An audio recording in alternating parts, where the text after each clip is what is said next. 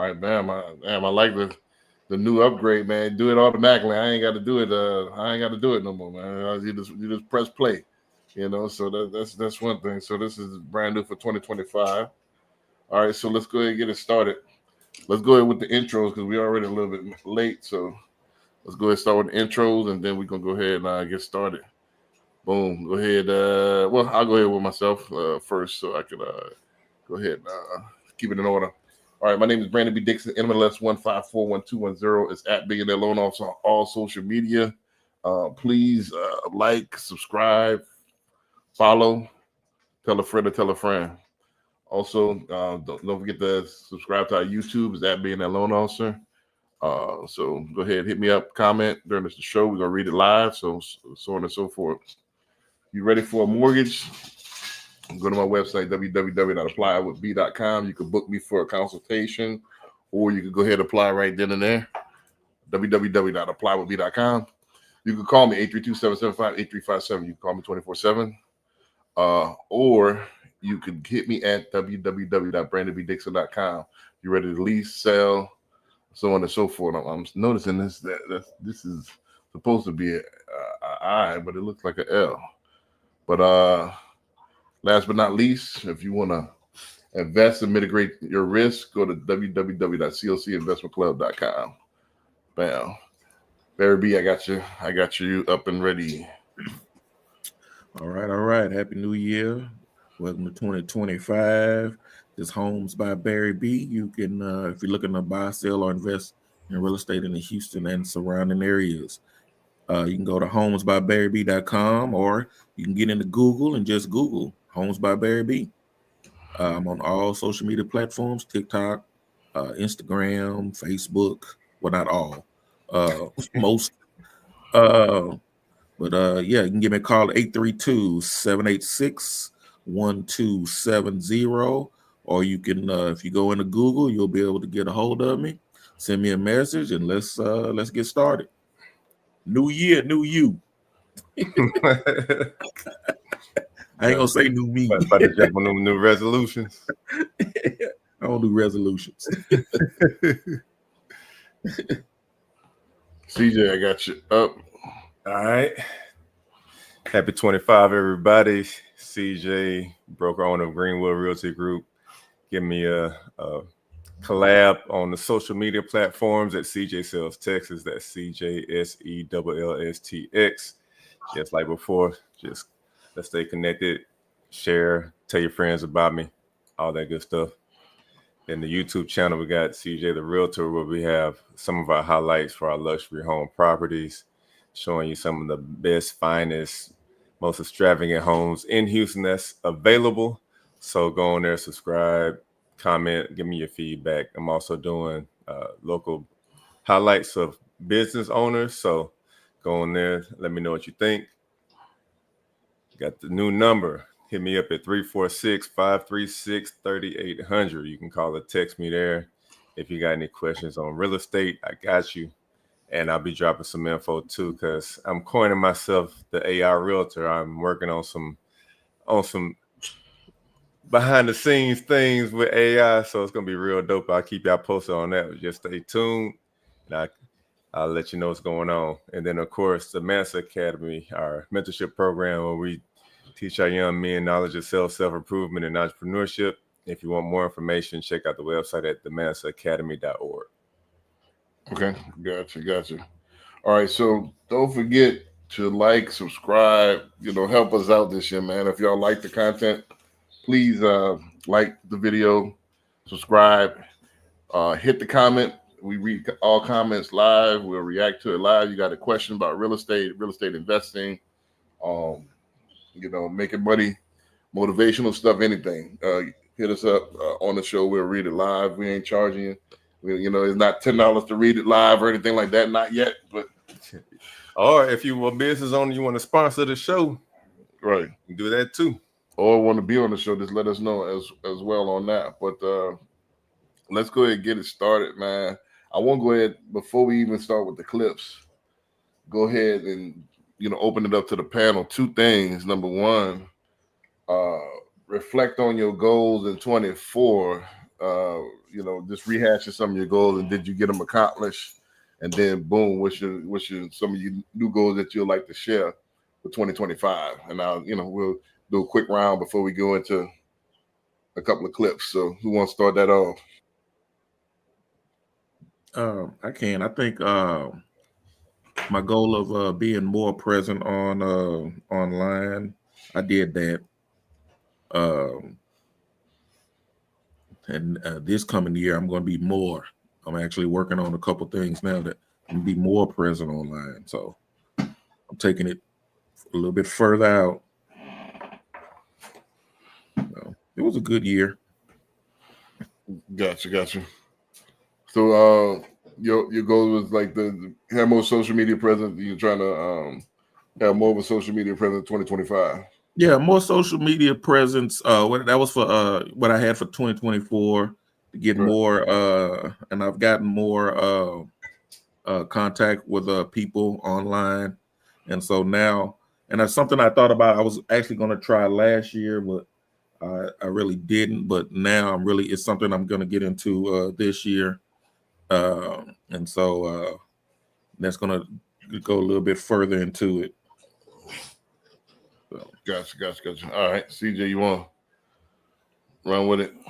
Yeah. So 24 had goals that I came close to, didn't meet all of them, but with goals you're going to be setting business and personal. And I took a little time off, and shout out to everybody for the support with my mom passing last year. But so didn't hit them, but I'm back at it this year. And I'm also pivoting, working, like I mentioned, on some things with AI that I'll be releasing soon. It's another entrepreneurial venture that we're getting into. So that's going to be interesting. It's going to be dope once we drop that. So looking forward to this year. Gotcha. I mean, 24, like I said, I was looking over, I hit some goals, and then some I didn't hit. Some of the goals I hit, like I said, I wanted to, kind of invest in this business I got here. Got that going with starting with the kennel and stuff like that. I want, this other business. I kind of want to get that moving. So that's already moving, and got the land that I wanted moved. Moving up north and kind of getting a little bit more serious in the dog game. Got a little bit more serious in the investing game. As far as I hit some goals as far as other businesses in real estate, I kind of fell a little bit short. This was one of the slower years as far as like loans. Probably one of this year kind of rivaled like 17. When I first got in the business. So this was kind of one of them grinded out years. So this was kind of a little bit lower as far as my normal numbers, but it still was a decent year. And that's one of the first things I want to talk about once we get the clips going. But we could go ahead and start talking about this now. Like, I just found an interesting stat that I was on the meeting this morning with Nexa. 800 loan officers just at Nexa didn't renew their license. Dang. So out of like the 800. So like, and I've heard they were talking about. I've heard that it's down 25% industry wide. So 25% of the industry didn't renew their license. You know what I'm saying? So they already only had like 300,000 loan officers, right, nationwide. So probably tickling 100,000 dropped out of the business, which is great for us. So a lot of people didn't survive 2024. Yeah. So but a lot of those with the like Mike was saying earlier. Mike is our CEO. He was saying like a lot of those are the onesie twosies, like 1 or 2 deals a year. They're dropping out. Yeah. So when people jump out, that means that's more opportunity for you, for me, for the people that's in it. Right. So like, yeah, a lot of people dropped out. So I take that as refocusing, like, a couple of things like really hyper focusing on my niche. I'm going to really do that with the with the content we putting out, we about to put out some more content, and then who I'm actually targeting.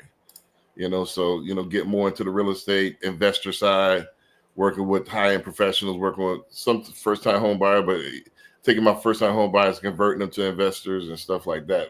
Kind of learning about this particular game and just financial stability and generational wealth, period.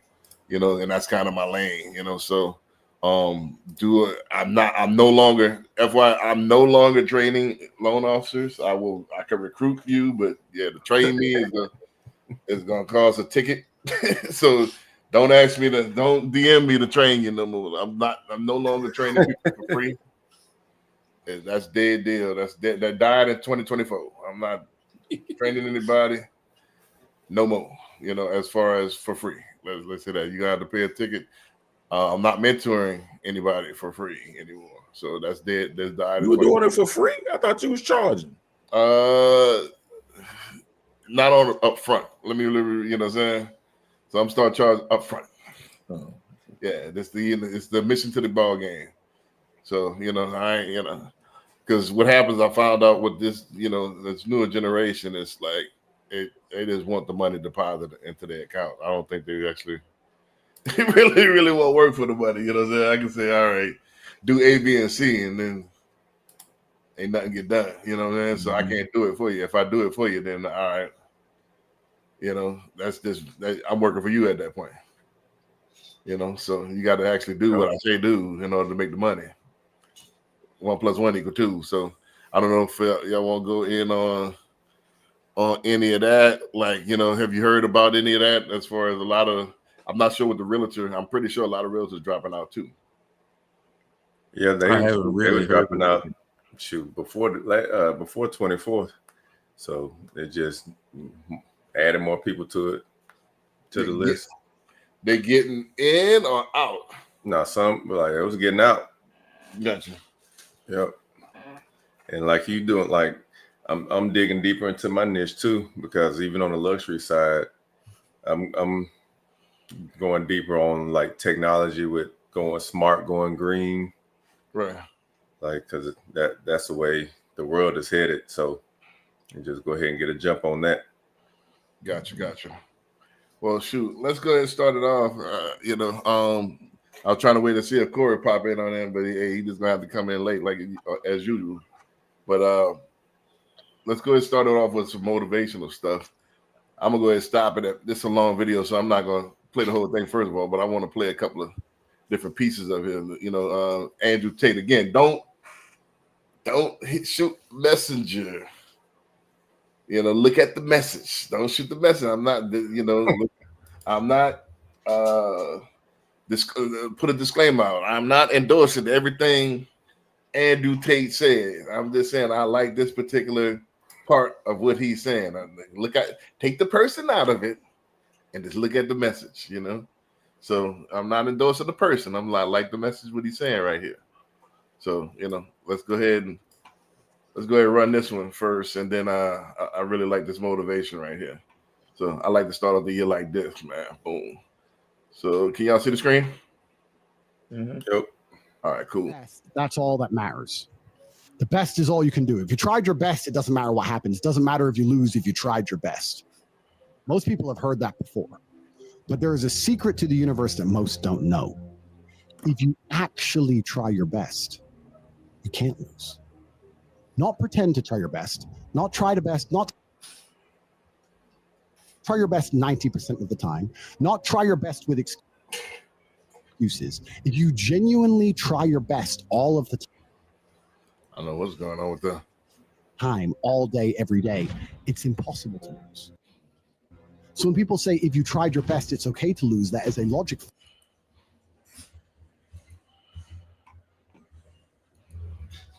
I wonder why. Fail. Because if you lost, you didn't try your best in the first place. If you I don't know. Hold on, let me stop it and actually try your best, it is impossible to fail.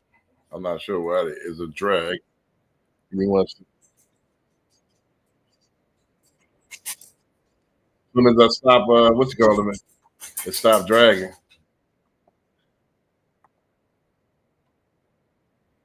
Let me try it one more time. As soon as I pull it off the what you call it, stop dragging. Hold on a second.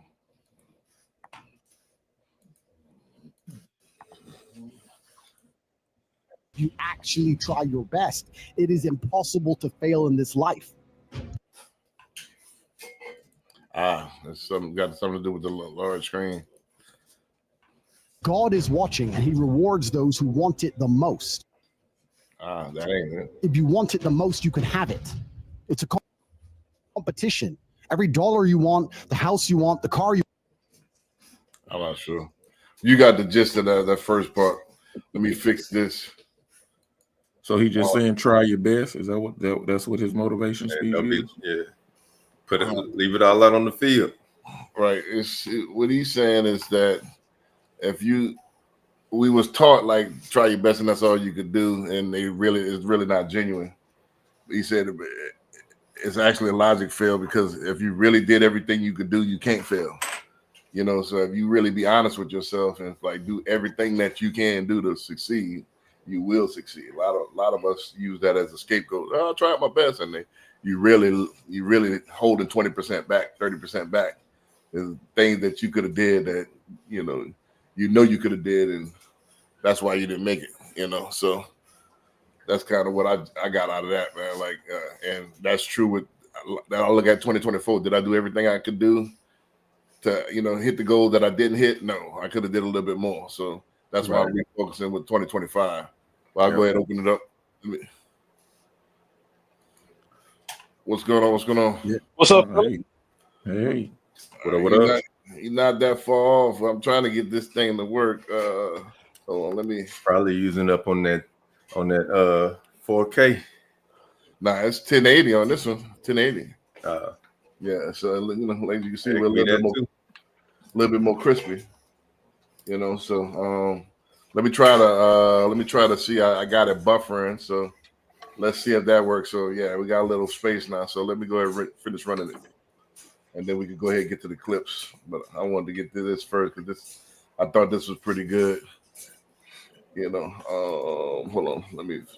Now we got a little room. It's buffering. It's buffed up. or not can perform regardless. That is the secret.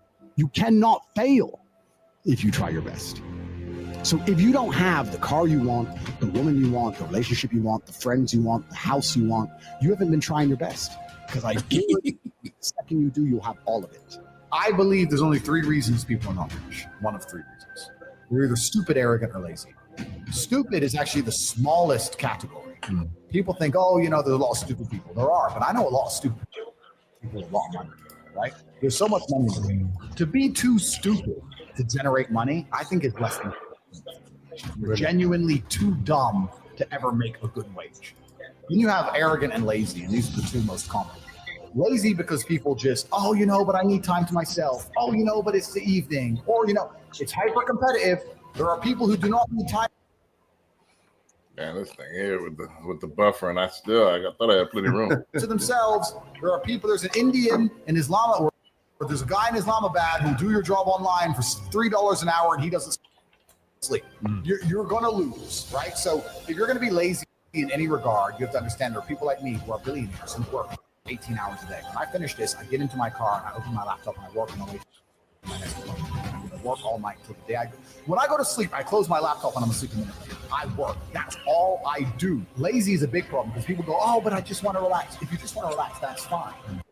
But you're competing against people who just don't want to relax and you're going to lose.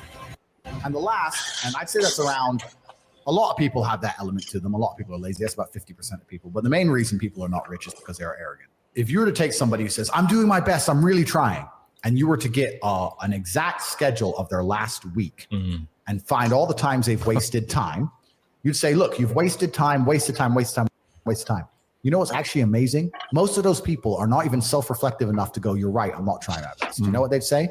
Well, I have to rest sometimes. I have to have a social life. They'd be so arrogant because they're arrogant. I had to do my Facebook. Yeah. No matter, you'd even show them, here's where you fucked up. Well, I have to. Oh, you're crazy. And then they go back to being a loser. A lazy person thinks he's working too hard, and a successful person thinks he isn't working hard enough. And we're doing 20 times the work they are. And we're like, So yeah, that's how I was hoping to play that. It played to the where you got to the meat of it. But I'll go ahead and comment first on that. So it's like, just to sum it up, it's impossible to lose if you try your best, meaning that you do everything that you can do in order to succeed. And the reason why most people succeed is three things: either stupid, arrogant, or lazy.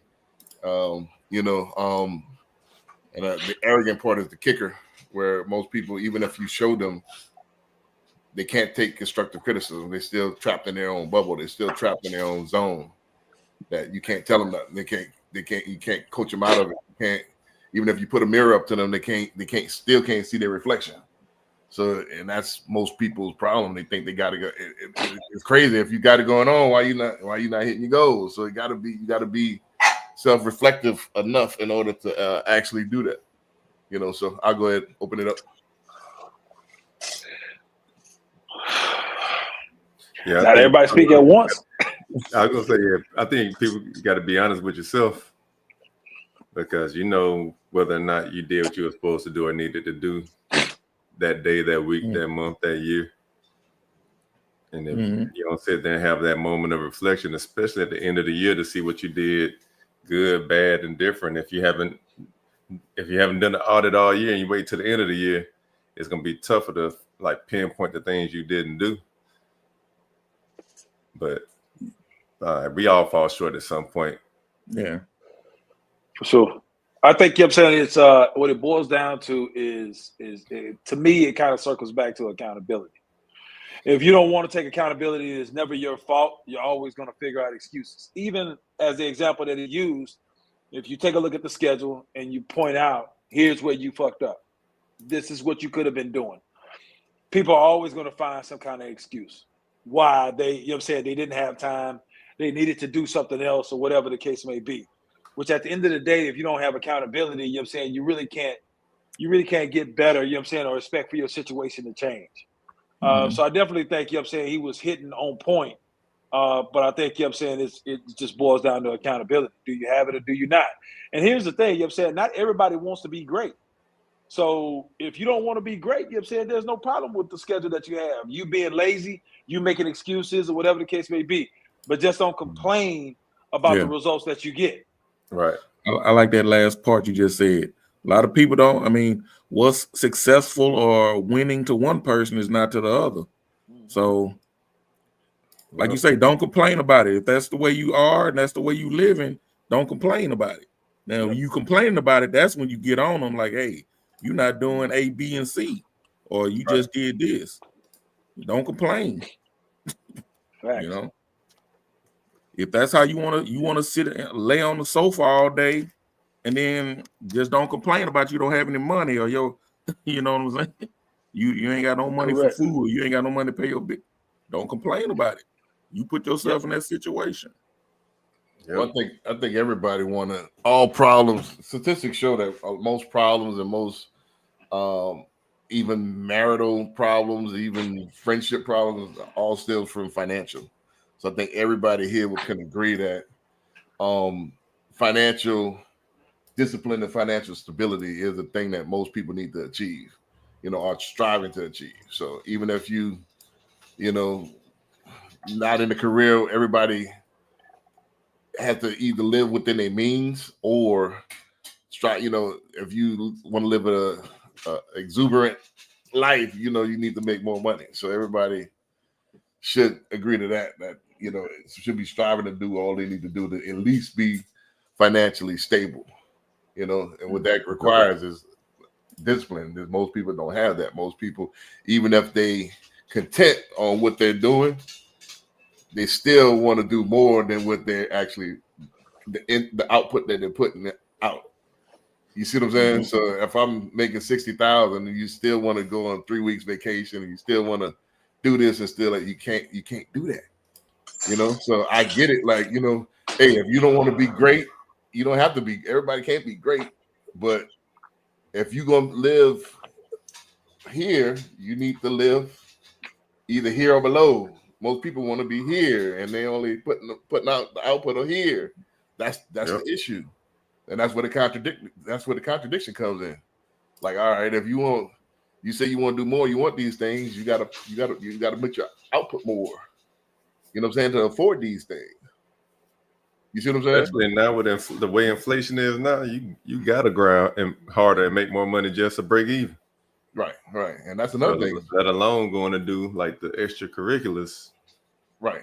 And that's a good thing. I'm glad you brought that up, CJ, because it's a moving goalpost. The stuff that you could afford 4 years ago is not the same as it is right now. You see what I'm saying? Close. So you got to adjust your output again. You know, so I got to actually do more because even if I was living right up to that edge changed now. So now I got to put out more just to be able to afford what I used to could do a few years back. Yep. You see what I'm saying? So it's a constant, and that's a constant thing. We got a couple of clips about this as well. So it's kind of lining up. So let's go ahead. Let's go to this first clip. Anybody else got anything on that? Let's go to this first one, man. Let's go to this first one. All right. Bam.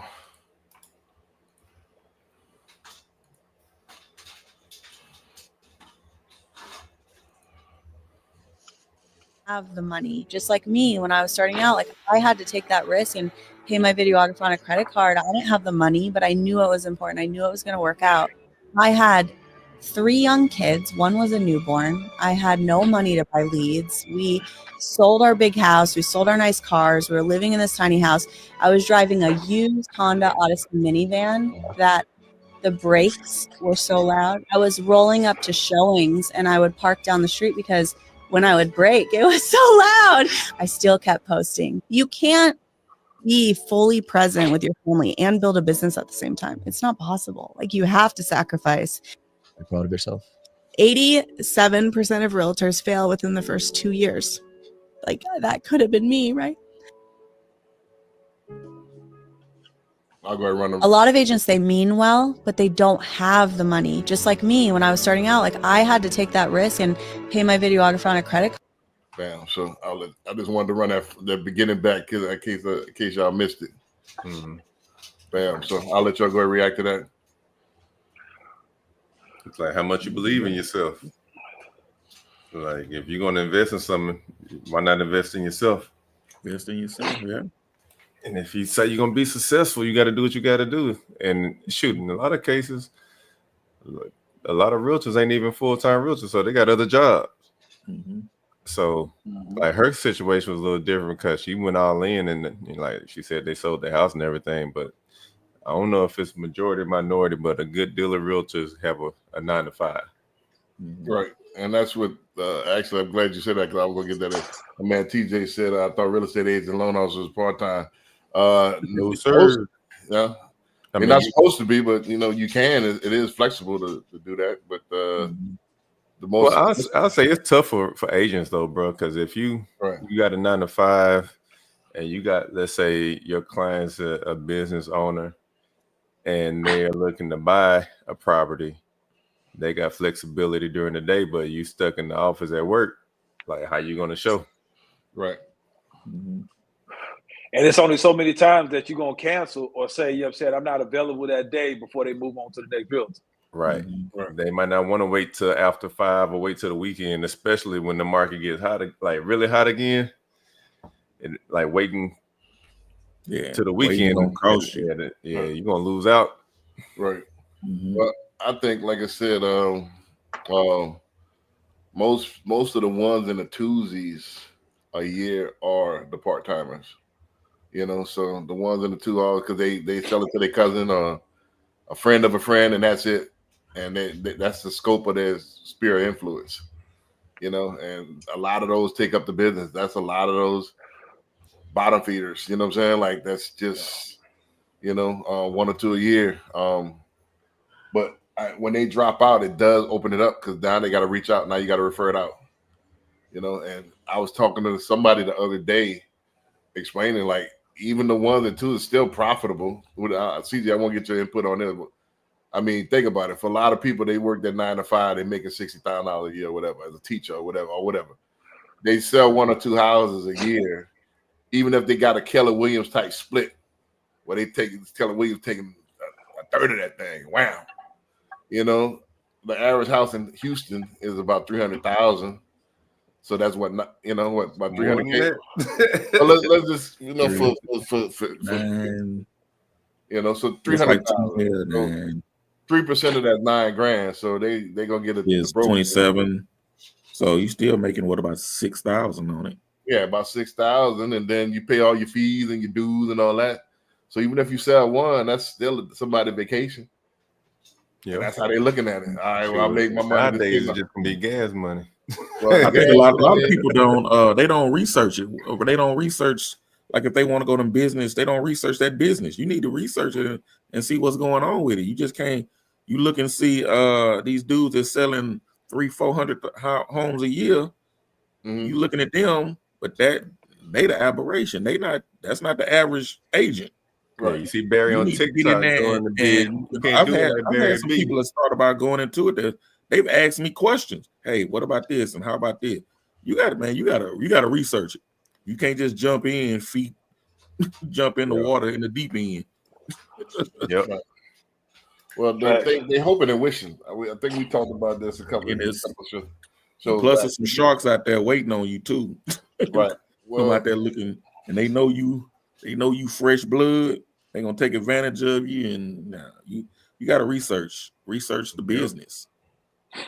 Well, a lot of people just get their license and they hope and wish. They just see how this go, and they see this is not just because I got the license. This is not a lottery ticket, And then once they see that it's not a lottery ticket, then when them dudes get to cooking, they drop out. December 1st, you get that email. Yeah, you get that email, and then you got to dig into the pockets. You ain't make no money, and then it's a different problem. So that's what most people are. They don't have a game plan with it. They think it's like, all right, this is a license. It's something I can relatively get in a couple of weeks. It's easy, it's low hanging fruit, but they don't understand it's all about the network and all about the hustle. But even with that, not even looking at like real estate agents, isn't like most people that start businesses, don't most people that even start a business like within the first 2 years, they usually the majority stop. That's with any business almost. Most people stop anyway. They think that just getting it open is the battle. Mm-hmm. And that's just restaurants, restaurants and all that. It might be hot for a minute, right? But then you got to sustain it. It was hot because it was new.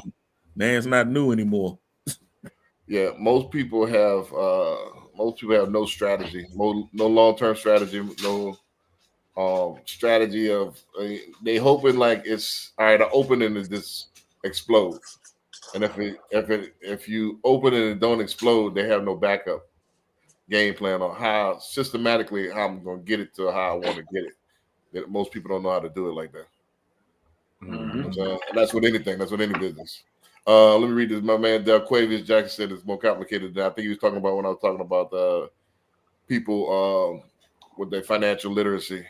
Yeah, I mean, for the time's sake, I don't want to deep dive, but most people just live beyond their means. My man TJ said, damn, there's people selling 300 homes a year. Yeah, that's 1%. More than that. Yeah. That's 1%. With a team, of course, but it's possible. Oh yeah, the ones that doing that, they not. Yeah, it's not. They not doing it by themselves. They got teams. Yeah, right. Well, a lot of people, it's definitely more complicated than that. Right there, it's like that's not a majority of people. Yeah. That's why I say that's not the norm. Right, and then the people like that have A, big teams, and then B, a lot of the people. They use their emotion to their advantage, meaning that they have the perception of being big, so a lot of newbies want to come under them, and then they use the newbies and take their most of those big dudes not even selling. They got the people around that's selling for them. They just use their name, like Rothschild, they probably touched a contract in years, Mm-hmm. Well, I mean, in those teams, they'll teach them because they'll either put them as like buyer's agents, showing agents, or something. So you'll learn something, right? Work with the team, but you won't know how to probably do the full gamut with everything working with the team because you're gonna be working in a particular area. But it just depends on what you're trying to do. Right. It's one of those things that I think you know what I'm saying gets a negative connotation, but I think it just depends on how you look at it. Yep. If you're being individual and you're getting 100% or 70% or whatever the case may be of the commission, are you really doing enough deals to actually learn the game of real estate is the biggest question. You know what I'm saying? If you're getting with these teams, even from a mortgage standpoint, if you're getting on with a bank or whatever the case may be, and you're getting with somebody that you no longer have to hunt for food, they're giving you food, they're processing it. All you got to do is just not fuck it up. Then of course, you know what I'm saying, they're going to take a brunt of the commission. But you're doing so many deals that you're learning. You're learning the structure of it. You're learning how to build a team. You're learning how to keep a team motivated. So there's a lot of things that you're learning and you're giving that trade-off. It's almost the same thing as if you go into school. You're paying for school out of your own pocket. This way, you know what I'm saying, you just kind of, learn while you earn type situation. So I don't think it's necessarily bad that you get with some of these teams and they don't necessarily pay you a lot. I definitely think there is some trade-offs and everybody has, some kind of advantage in these situations. But I did want to go back to the video and touch on one thing real quick before we move on, is that the one thing that I liked about what she said, which was a great follow-up to the previous video, is the fact that she made no excuses for getting the job done. She had a beat-up minivan, you know what I'm saying, that made a whole bunch of noise with brakes. Some people will be like, oh, man, I need to wait and get my money saved so I can get my brakes changed so I don't pull up there. Or, you know what I'm saying, they're going to look at me a certain way. Because I've heard some realtors say, you know what I'm saying, they're going to look at me a certain way if I pull up in a minivan or if I pull up in this certain type of car. So I got to wait until I get this car so that I can give this certain song. She didn't necessarily wait for that. She just went ahead and get it. Yep. I'm just going to make adjustments, park down the street, but I'm still going to get the job done. And now here it is, you know what I'm saying, she's $1 million producer, and it's about results at the end of the day. So again, she had the accountability to look inside herself and said, I'm not making excuses. I have the greatest motivation in the world because now my family is in a position where I have to figure out how to eat. But everybody has to figure out what their motivation is and do exactly what she did and then excel. Did she say she was married on there? Yeah, she was married. So it wasn't like she was just out there by herself either. She still had support from her husband. I don't know if what kind of bread he was making, but it had to be something like financially added to the pot. So even though she was struggling a little bit, she wasn't by herself out here. So it's gonna be different strokes for different folks, especially for folks out here single. What you trying to tell them? Go get married, CJ? Is that what you trying to tell them? Hey, go find you somebody that you can get on to. Go if you hurting, find somebody that ain't. Gotcha. All right, so let's go ahead and rock this next one then. Let's go ahead and rock this next one. Boom, just for time's sake, because I got a few clips. Bam. Tax, and it's for long-term wealth. So it's where you go to have savings in tax and have long-term wealth, not accumulation, but preservation. So we go there to skip the IRS and we go to real estate so that long-term I have more safe assets. Stock market we do to beat inflation. So we want 10% sort of max per year. That's why we invest in the stock market. Neither of these two things, unless you have a ton of money, are going to make you rich. Right. Let's get 20 million in one of them. Exactly. Then you can, if you have a ton of money, these two things are great, which is why most people who are really, really wealthy own a ton of this after they've made their money. Yes. The only way that you're really going to make your money is by starting or buying businesses. And so, in my opinion, this is where you put the $250,000 to $500,000 because you can have an infinite return on it. Yeah. You can't make real estate make you 50x return in 1 year. I mean, unless you have some crazy deal. But in buying a business, you can't. Real estate is for tax and it's for long-term wealth. So it's where you go to have savings in tax. Bam. So I'm gonna have to unpack that because I know that's gonna breeze by a lot of people, man. Because a lot of us got a misconception about this whole thing, and I've been preaching this since day one. So just to unpack it a little bit, she said real estate is for tax purposes, and the stock market is for to beat inflation. And then the best way to get that capital up quickly is to buy businesses. Yeah, I invest in businesses. I don't know about all that. You see, that's what I'm saying. That's why I say I'm on package. I'm like, when she said that, I'm like, right. So this is That might be the play. buying a business. Then she said 250 or 500K. So I'm like, well, she talking that talk. You know what I mean? So she might be on to something though. She on to something. I mean, and because you especially now, I got landlord clients that's like got the house at a good price, but still struggling because insurance and taxes are going up. Mm-hmm. So finding a good tenant, and then maybe it's like a single family property. So you're relying on one person to pay that. Mm-hmm. Is like it's almost not worth it. But if you making plays on the commercial side where you got doors, or you got another type of property like that, where you can like depreciate that joint and get a tax savings. Like they say, don't put all your eggs in one basket, but you definitely got to put a strategy together if you're trying to get that bag, because it'll be tougher to do with residential real estate, but you got to have some bread to do commercial. Right. yeah, so you already got to have the money on. Well, let me break it down. Are you put a deal together? You talking about investing 500,000? That way you got to have 500,000 invested. Let me go into it. This is what I take. Give me a second, because it take a second to unpack this. A lot of people think that I'm gonna get into real estate and get rich. You know, you can, but there's a better strategy to do this. Like, most people use real estate, or the very wealthy use real estate as a tax shelter. They don't necessarily use that to get rich. They use businesses, which takes a little bit less capital to do. You know, a lot of times I could buy businesses. I could start a business and get a little bit of capital in there, and then flip that. Then I take that, get a rental property or something like that, and then write all that stuff out, depreciate that thing, and then take the some of that profit and put in the stock market. And all that is to beat inflation. That keeps my money going. That keeps me from being poor, not rich. So a lot of people, it's a lot harder to keep that fix and flip, or buy and hold. That's a long strategy to get rich, unless you got a whole bunch, like they said, unless you got a whole bunch of money getting into the game. But if you coming like from us, if you coming from nothing, getting the businesses, getting a vending machine business, getting something, and get that cap, because that's an infinite amount of return. Boom, boom, boom, and then I could take that return and then dump into real estate. That's what I take. Man, sometimes it's even easier to buy a business and start one. Or start your own, buy existing business, use that money, then instead of buying frivolous things, then you take that and dump into real estate, dump into the stock market, and that keeps you going. That's what I got out of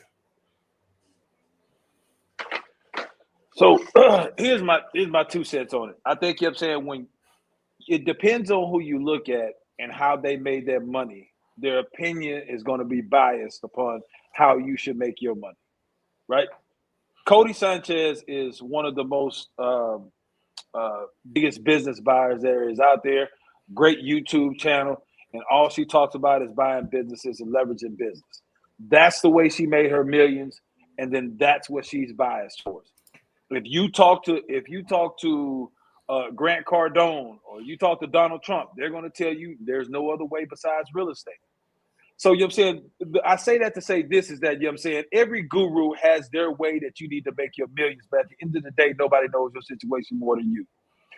If there's millions being made on every single one of these platforms, and stocks, even with just stocks themselves, there has been people that made millions on just investing in stocks. Not real estate or anything else, and then just trying to beat inflation with stocks. There's been millionaires made on trading stocks. So I say that to say, you know what I'm saying, is that you have to find your goal, you have to find your niche, you have to find your pathway, and what structure works for you. I wouldn't say it's just stocks just to beat inflation. I wouldn't say real estate can't 50x your money. And I can't say, you know what I'm saying, businesses won't 50x your money, because it is a lot easier to purchase a business rather than start one off the ground. And you definitely can leverage your money, but you can definitely fuck it up too. So at the end of the day, it just boils down to education and what you see the best fit for you, and then just go that route. Right. I think there's many different ways to make money. I believe that. And so, like you say, find out what's good for you. You know, Right. Well, I think it tailor fits me a little bit better, because like I said, with stocks, I'm not. If I was a stock person, I'm not very good at stock. I picked the wrong stocks, and then I was always taught the stocks is not. It's not like the casino. Stocks is more for a long-term strategy. You know, keeps you from going poor, not makes you rich. Now, can people get rich? Yes, but I'm not nerdy enough. And that's crazy. I'm pretty nerdy, but I'm not nerdy enough to crack the stock game. You know, where I'm gonna bet against it and do that. You got to really be acute to all these different companies and stuff. I'm too wrapped up in my own to be following these different companies and stuff. So that strategy out for me. You know, I'll invest in the top Microsoft, Tesla, and just watch them boys get big in Disney and stuff like that. Stocks is not going nowhere, and that beats inflation for me. So she talking my language. Like I'm more of, hey, this is a great idea. First, I hit the market, or something already existing. Boom, let me take this and flip this. Boom, boom, boom, and then I got more money to. She talking my language, you know. So that's more of a for me. So that's more of a fit for me, you know. So yeah. And just to let everybody know, like everybody not built for real estate. Right. You know, everybody, you know, a lot of people lose their shirt because you don't know you don't know what you don't know. You know, so I would say for people, it's a different path. You know, like I think TJ said this before in a previous episode. He in HVAC, you know, if you are expert at HVAC, I think that mitigates your risk if I invest in a business or existing business as HVAC because I know about it. If you're trying to get into real estate, you don't know, it's riskier because I don't know it. So, like, I know loans, I know dogs. I know this stuff. So if I get into it, I'm most likely gonna make money because I've been in it. For sure. You see what I'm saying? So, man, TJ said, I once heard Robert Kiyosaki. I think he's saying, says a fool if you invest in stock. I guess because real estate is everything. That's bad. Yeah. So Robert Kiyosaki was brought up. His rich dad told him, "Are you upset about real estate?" Yeah, like really, everybody. I do agree with Corey. Like, yeah, everybody got their niche. Some of my friends, they hard set on stocks, and I try to follow their suit. I think this was in 2021. Shit, I lost about 70 grand in the stock market messing around. You know what I'm saying? So like, I would have got up out of there quick. Yeah, I was like, oh, this ain't for me. You know what I'm saying? So I'm not good at stocks. I'm good at grinding, you know, and you know, that's me what on I'm the good card at. though. Yeah. So I'm like, man, I took that. I lost a lot of bread in the stock market, you know. So there's a lot of different ways. Chasing that GameStop. Yeah, well, I see that's the thing, is it's addictive like the casino. I made the money off of GameStop. I made the money off of airlines. I made all right, like man, 30, I made 30. Ooh. So let's go ahead. I'm going penny stock. I'm doing this. I'm doing that. That thing just start steadily declining. That's where you messed up. Talking about some penny stocks. Man. I'm talking about. I'm taking chances and stuff. This gonna go up. Dollar stocks, penny stocks. I'm gonna jump it. Nah. No, sir. You know what I'm saying? Them things gonna went bust. I'm investing in all kind of stuff, you know, and I think all that went belly up. But here's the thing, you know what I'm saying? Regardless of what you invest in, you know what I'm saying, invest in some assets. Like, you know what I'm saying, all of us talking about, you know what I'm saying, how, you know, maybe a bad investment went south or whatever the case may be.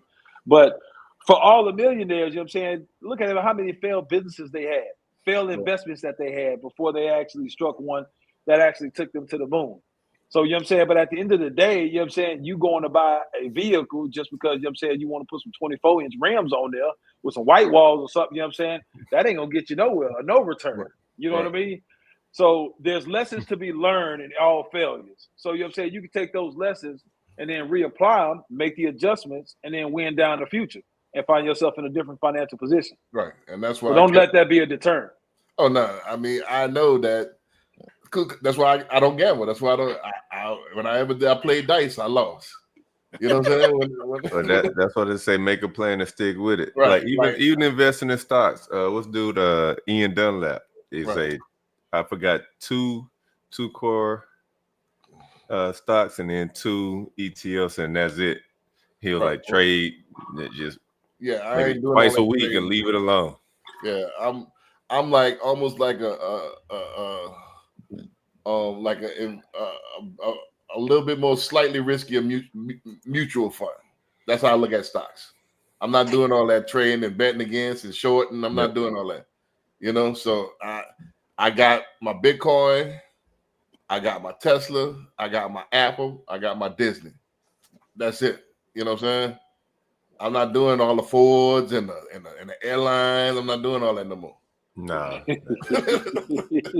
Can't do it. no sir. You know what I'm saying? So, and I'm just gonna let it sit and cook. Yep. Hey, go There up, you go down.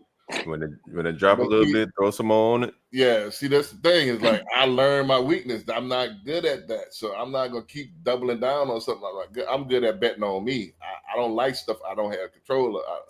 You see what I'm saying? Yeah. I know if I put my money in a business, I'm gonna flip that thing because I know if I know I can make the shot. You see what I'm saying? So that's more to my strength. Like, all right, I'm gonna invest in something I could put the grind into and influence the actual outcome. That's I think that's why a lot of people do real estate. The only thing is the things you can't control is the insurance and the taxes. right. And that's what's come like right now, tearing folks' mouth out right now is the taxes and insurance. Correct. Right. My man TJ said Bitcoin was a couple of dollars now, and 2011 now is up to 100K. I was a freshman in high school in 2011. Yeah, man, I got into it when it was like at 17 grand. So I'm sitting lovely right now. You know, so Damn. yeah. I'm damn, it was a freshman in 2011, bro. You the old as shit. Right. God damn, TJ. That was Right. Goodness Made you gracious. feel old real quick, didn't it? Oh no. I'm like, man, am I reading that right? Goodness gracious. Freshman. Right. It is what it is. Right. I just Freshman, realized I'm not old even too, man. graduating. Let's go ahead and rock this next one, man, because I still got a few more. Man, let's see. I didn't even watch this one, but I'm $100,000 added to my wealth, real money. Yeah. And then what did I do? I double back to the bank. Mhm. Hey, Mr. Bank, I got a property. I would like to get a line of credit. Sure, Welby, how much you want? This the real game. People are talking about how do you become your own bank? Yeah. I'm telling you how I did it. Yeah. So now that property got over $250,000 in our line of credit. Mhm. So it's just as good as cash. Mhm. I bought another 4-family. The 4-family that I bought is worth $500,000. Why is it worth $500,000? Because I already got a property that's down the street. I already know what's up. Okay. So that $500,000 property was a property that was messed up. The owner was like, I want to sell it. It's damn near uninhabitable. FHA could not but lend it to you. Conventional will be very difficult to lend to you. Mhm. VA loans would not lend money to you for that. The NACA program is going to be a difficult fight that the property owner is not going to wait for you to figure it out. No. Person says I want $151,000 for it. If anybody don't believe me, tell Boone to make me pull it up, and I'll show it to Boone right now. Pull it up. So this is the other one. You take it. It's swipe to your right. Same thing That's clean. I did with the other property I just talked to you about. That property itself, this one itself is generating a net profit about $4,500. God damn. I got $400,000 added to my wealth, real money. Real. Yeah. And then what did I do? I double back to the bank. Mhm. Hey, Mr. Bank, I got a property. I would like to get a line of credit. Sure, Welby, how much you want? This the real game. People are talking about how do you become your own. all right. I seen this guy Sometimes I loop before. that. Huh? I said I seen this guy before doing stuff. I'll go ahead and open it up. What y'all think? Sound good. You know, If- it sounds good in 30 seconds, Right. 15 seconds. I mean, but that's the thing. He got the property at the right price. That helped him out a lot. Right. I don't know how much he put into it to make it habitable or anything like that. Right. But $500,000. He got it for 151. You know what I'm saying? Like, okay, so look, maybe I'm looking too much into this one. Right? But at the end of the day, you know what I'm saying? Glad he got a hell of a deal. Period. But a property a fourplex that was uninhabitable, you know what I'm saying, and that you had to put a lot of money into, a bank is not really going to touch that on the line of credit unless it's livable, unless you're able to generate income. So the thing that's kind of gets left out from a marketing standpoint, yes, he probably made good money on it, no doubt in that. But how much did you actually make? Like, you're not paying $150,000 for a property that's worth $500,000 and then going to the bank and just getting out a line of credit and nobody can live in it. It's just not realistic. So I don't know how much he spent on it. It's a great deal. He probably made good money at the end of the day. But this is the part I think, you know what I'm saying, where the public kind of gets they put the blinders on the public because they're not being 100% transparent about all the different numbers in the whole scenario.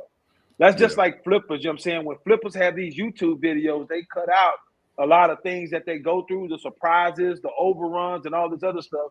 And they just like, man, I got this with this, did this, and I made this. But then, you know what I'm saying, did you really make that at the end of the day when you dig into it? They kind of miss everything else. So now you got other people jumping in based upon this marketing ploy that it was this easy. And it's not. So you know what I'm saying? That's the one thing that I have a problem with. But I'm glad the dude got to find a hell of a deal. At the end of the day, it just made sense. I think at the line of credit, he said the first property, I guess, was he already had tenants and whatnot in it, and he got the line of credit on that one about the second one. I mean, I could believe what he's saying. It's he skipped a whole bunch of details, but it is possible. You know, I could run through it, but I don't think this is the time to run through it. But is it possible? Yes, but it's not as easy as he made it seem. Yeah, so is it, and then the part what he's missing out is that deal is not on every corner. He happened to be right place and right time where you probably got an older tenant that just wanted to get some money and they was tired of, they just wanted to get rid of the property. Yeah, he found a lick. He found one, he found one of the ones. So so don't get the misconception that this is every real estate deal. Yeah. So that's what they make it sound like. Right. At the same time, too, that could be a testament to his consistency. Because when people find out what you're doing, and they like somebody like that owner needed to get off of it, right? He's gonna look for people that he knows been in the business, know what they're doing, and might have the cash to do it. Right. So I think it's time. A lot of people, especially, are gonna be that's want to get off it like that. Is gonna be boomers. Like, So I don't think they know. Unless he just got that much locomotion, that they're not really as savvy. It's just like it's almost like people and like, I'm dealing with a woman right now, just like she ain't no better. You know what I'm saying? Almost the same identical situation I'm helping her with. She tried to mess with a wholesaler and it fell through, just not knowing. A lot of people just don't know. And then when you get those deals, they just don't know. They just try to, all right, somebody and they heard, know somebody and all. It go through word of mouth. It's not. Yeah. But when you on that side of the game and you've been in it for a minute, you kind of know who the movers and shakers are in that space. Even if you're a boomer, you know who out there, making it happen. Well, it's situational. Like I said, for a bunch of people get inherited properties or had this property for intended to do something with it and just never did, and something else happened and I ain't talking about that. I'm talking about like if that previous owner that had to get off of it, if he's been like doing it for a while, then he's been tapped in. Yeah. If you got a savvy investor, but a lot of people that get these deals like this, they don't get them from investors. They get them from people that's been in their family, or it's a situation that they need to go ahead and get off this property. He probably owned it free and clear. All right, 150 sound good to him. He ain't looking at the 150. He don't want to deal with the headaches. It's like, all right, I got. He's gonna probably get $150 cash back because so it's like own it outright. I'll take this $150 and then go on about my business. Yep. Here's the other thing too to think about. You know what I'm saying? Is a possibility. He didn't say how he came upon the deal, but there's been plenty of times where, you actually have a deal in a neighborhood and you've been working on that deal. If he was working on a fourplex, he probably was working on that for a few months. So he's in the neighborhood. They see the motion going on that property, and it's probably consistent motion. Yeah. At any point, once that guy got sick of it, well, I know this guy bought this property and I know he's actually doing it. So I don't have to deal with wholesalers and all this other stuff. I know this guy's for real because he bought this project. Let me try to touch base with him. Let me go here and talk to one of the contractors. Hey, man, who owned this property? You know what I'm saying? Let me get his contact, see if he's interested on the one on mine down the street. So I'm not saying that's the way, but you know what I'm saying? It's been plenty of deals that's been had that way. Just because you've been in the neighborhood, somebody see motion at your project, they figure, hey, look, you know what I'm saying? He's legit. Maybe he want to take mine. Because he did say that the house he bought was down the street from that one. Down the street. Yep. Yeah. Mm-hmm. Yep. But that's how it happened. I mean, you got a motion equals more motion. So, you know, a lot of people, I don't like what Corey said earlier about waiting. Like this woman didn't wait. Just jump into it, man. Build a plane while it's flying. That's the only way. Get into motion. Motion is the medicine, man. You know, get it motion. Even if I would advise you read and, you know, be as knowledgeable as possible, but you're never going to be perfect. You know, so if people wait for perfection, you know, that's the enemy of profit. Perfection is the enemy of profit. Get it, do something and make something happen, and then make the correction as they go. While you're in the game, make adjustments. You know, that's the way to go, man. Like most people overanalyze stuff. They think they self out of the situation. You know, everything in the universe you can twist to something negative. Everything, you know, everything, you know. So and that's one thing I admired about Mac. You know what I'm saying? Mac can take. I used to think like, damn, this is risky. This is risky. Why are you doing this? Why are you doing that? Like the big mattress that he got in the front. That's a big risk. Somebody I didn't see a couple of kids bust their head. You know, like literally split their wig open on that mattress. You know, Mac can look the other way.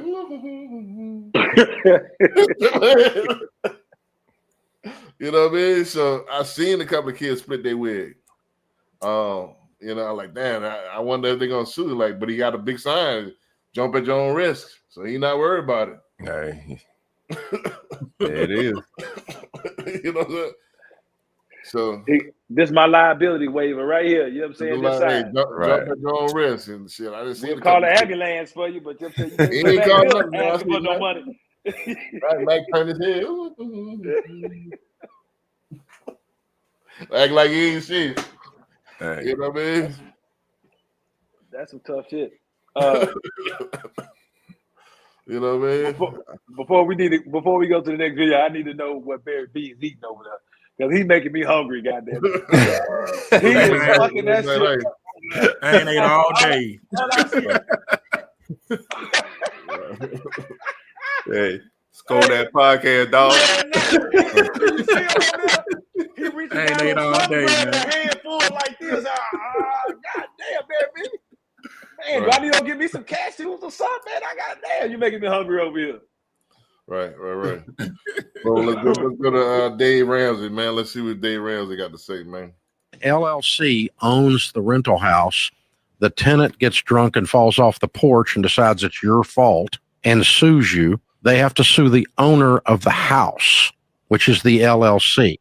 And if they were to win, they can take what that LLC owns, but nothing else. That was good. Now let's go a little deeper. As an investor, you need to understand two threats that you face: inside liability and outside liability. Let me explain. Inside liability happens when something goes wrong inside of the property itself, like a tenant slips and falls or a subcontractor sues you for unpaid work. In that case, if there's a lawsuit, the LLC protects your personal asset, but the property inside the LLC is still exposed. And then there's outside liability. Car accident or a party in your backyard where someone falls, it's called outside liability because it happened outside of your LLC. In that case, the party injured may try to seize your ownership interest in your LLC and try to force the sale of your property. So how do you protect yourself from both threats? For inside liability, here are 4 things you can do. Make sure that each property is held in its own LLC. There are a few exceptions to that. Number 2, if you are managing the properties yourself, instead of managing the properties directly through the LLC that owns the property, consider forming a property management LLC. Number 3, make sure the properties are adequately insured, and for higher equity properties, consider umbrella insurance. Number 4, you can implement a holding company. Speaking of holding company, this brings me to outside liability. If you are personally sued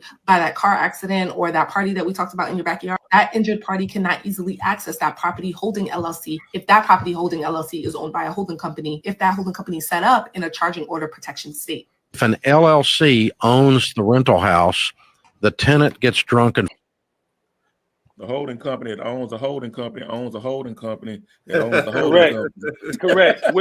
Which all the LLCs is generated in Delaware where they can't find you, and then so on and so forth. You know what I'm saying?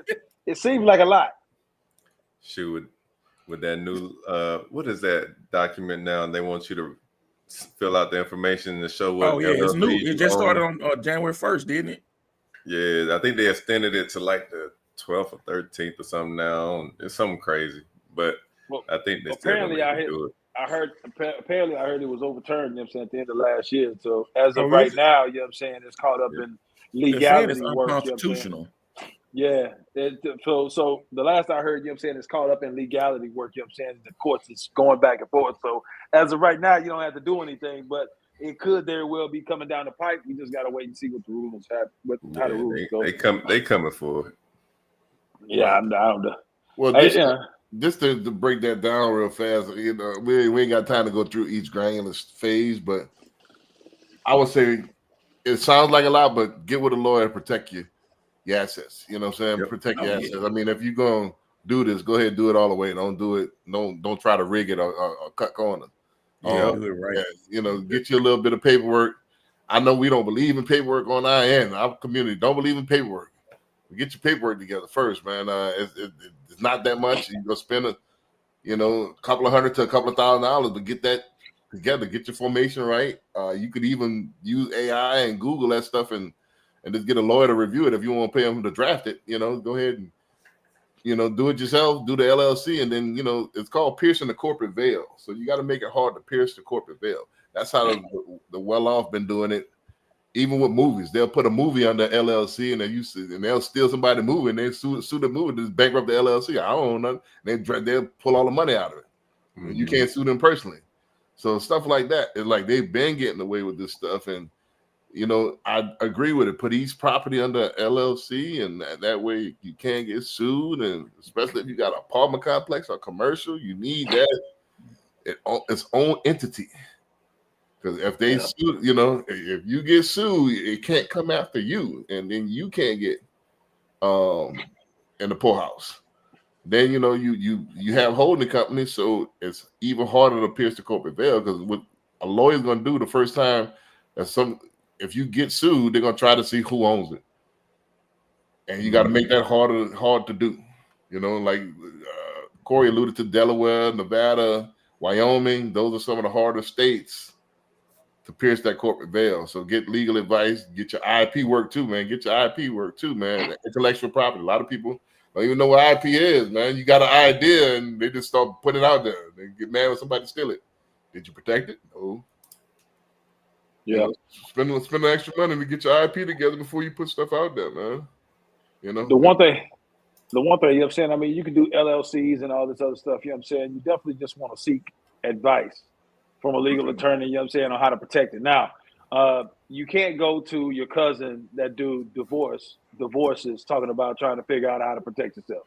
Or ambulance chaser. Or ambulance. You know what I'm saying? Trying to figure out how to, you know what I'm saying, how to protect yourself. You need to go to a real estate attorney, somebody that has experience in this industry and can tell you exactly how to do it and get it done. And then, you know what I'm saying, if you want my opinion, you know what I'm saying, every lawyer has their own, kind of biased opinion, just based upon experiences. If at all possible, you know what I'm saying, it may cost you $100 to $200 to go see each individual one. Go consult more than one attorney, and then go that route. You know what I'm saying? The other thing that a lot of people don't talk about is that you can always take out $1 million liability policy. If anything happens to any of your properties or whatever the case may be, you know what I'm saying, you're covered. So you know what I'm saying, it's just multiple ways to cover yourself. There's no reason to put yourself at risk or put your family's assets at risk. Just kind of take the proper steps to protect yourself and protect your family. Gotcha. You need to diversify your bonds. All right, let's run. I still got about 3 or 4 left, so let's run it. We're at about an hour mark right now, so boom, let's run these. Okay, I don't even know how this is legal. I'm making $8,000 an hour just flipping paper on dead guys' houses and selling them to hedge funds. It puts you on some really good game right here. And no, there's no sales pitch at this. I'm not selling you a quote. But go to local probate court. This is in Toledo, Ohio, and go by case type right here. Case type right here should be estate for the current month. Click search. Now, this is going to be a list of everybody that passed away in the county, and the sons and daughters are trying to inherit the house. Now, these people do not want to own the property. They just want the money out of it. For example, here's the information of the person that passed away. Her name's Ann, and her children right here have their address and phone number right there. What I'm going to do is simply just offer them 70% of the Zillow value, write up a purchase and sale to buy the house. And remember, you're not on the hook for it. Simply search affordable housing Toledo. These are all big hedge funds. Here's a hedge fund. Call people like this up and offer a $20,000 or $30,000 finder's fee for finding the deal. Call flipping paper. That's all I do. Okay, I don't even know how this is legal. I'm making. Damn. He wholesaling. Yeah, that's all it is. Flipping paper. He wholesaling. Wholesaling is flipping paper. You know what I'm saying? That's all they doing. But here's the thing, you know what I'm saying? It's all marketing, you know what I'm saying, at the end of the day. They come up with all kinds of names and stuff to call it stuff. But at the end of the day, at the end of the day, you know what I'm saying, it's just exactly what it is. It's wholesaling. Which, I mean, it's a great strategy because it's something that the gurus hadn't gotten cotton on to. Guaranteed there's probably a guru somewhere or a guru somewhere that is creating a course right now about it so that they can sell it for $1,000, $2,000. Okay. But and you better be careful in Texas now because they're working on putting legislation together to stop people from just putting stuff under contract when they don't really have an intention with buying it. Right. But hey, until then, make your money. I mean, I think you better get going now.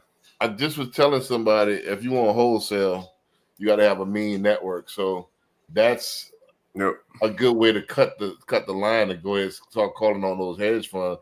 I wonder how well he gets through to talk to that person directly, but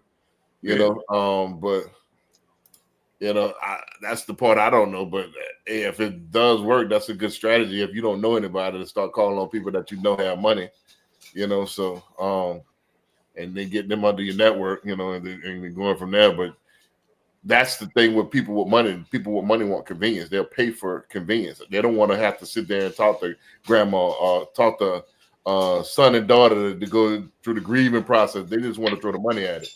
So if they'll throw a little finder's fee out there, just to, hey, all right, you got the property, all right, they'll pay for that. They'll pay for the convenience.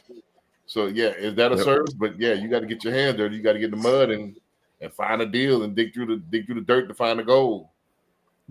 So it just is what it is. So dollar for dollars. Can you do it? Yes, indeed, you can. But you're gonna go through 100 people, you might find 2. You know what I'm saying? It's a grind. Period. That 2 gonna be that 2 you're gonna eat though. Yep. Because you ain't putting nothing in it but grind. End up owning 50% of affordable housing, and that's crazy. What's the content that they're putting against me and you is don't be stupid, don't buy a primary house, renting is a lot easier or better. BlackRock, Blackstone, Vanguard. Think about the market making that they're doing in the affordable housing. They're on pace to own 60% by 2030. And they have long-term patient money. So in any medium income, low income area, they're going to make the market on the rents. That means out of every motherfucking block, these guys are going to own 6 out of 10 homes. They're going to end up owning 50% of affordable housing. Shoot, yep, they on the way. Yeah. What y'all think of that right there? That's real. They like the way they're snatching up properties. They turning American. They look like they about to turn America into renters. Shit, I think America's already renters. Mm-hmm. It just depends on who owns it. That's all it is. Yep. BlackRock and Vanguard. I mean, even with the BTR models building to rent, like the whole communities, like they were already doing it. Who was that? Camilo doing it, Barry? Yeah, Camilo. Yeah, they got a few of them. For a while, they got a new name now. I think it's called Simply Rent or something. But it's the same people. BlackRock getting in on it, JP Morgan getting in on it. It's like that. Right. I mean, over by me, they just had a newer subdivision. It's nothing but rentals. That's what the whole subdivision is, rentals. New homes, they rentals. So yeah, it's coming. Right. With that being said, man, like I said, that's why you got to get it now while it's getting good. I think it is going to trend to. I think this new generation, this generation that's just getting into the workforce, they don't mind not owning anything. They don't have no ties to anything. You know, that's kind of thing. They don't want to own a car. They want a temporary. It's so fast. The songs are now like a minute long now. You know, it's no commitment to anything. I think it goes to the IQ. I mean, not IQ, but the attention span.